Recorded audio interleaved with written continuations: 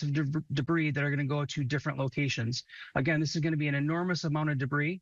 So they're going to take the different debris, like, for example, household goods are going to be different than trees, for example. Mm-hmm. So they're going to be asking them to separate it so they can hire contractors to say, we're looking at you to go in and grab all of like the tree type debris, and you're going to take it to, location X. And that will happen along the way.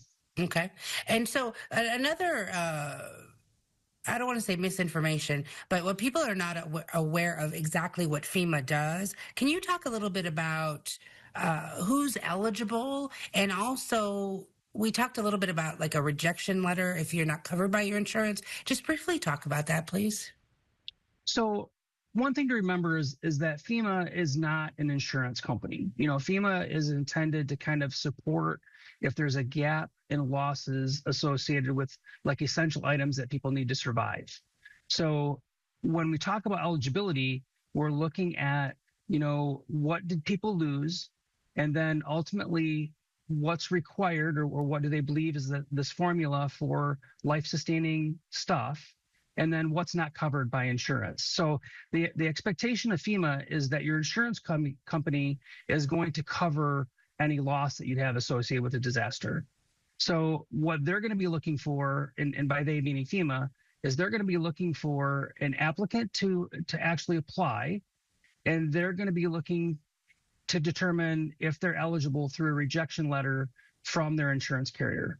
So if, in fact, the individual applies for FEMA assistance, the first thing that they need to do is apply to their insurance company for the loss.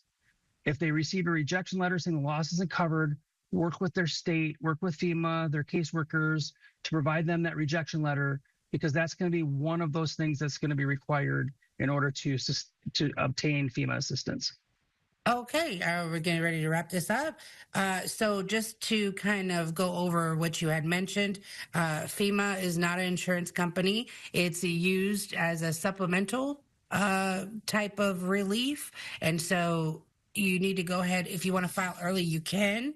However, if you get that rejection letter from FEMA, if you get a rejection letter from your insurance, go ahead and submit that. Is that right? Yes, ma'am. So the big message here is really work with your caseworker that's assigned to you, and they will work you through the process and tell you and work with you every step of the way. Okay. But the first step is to really get that rejection letter from your insurance company.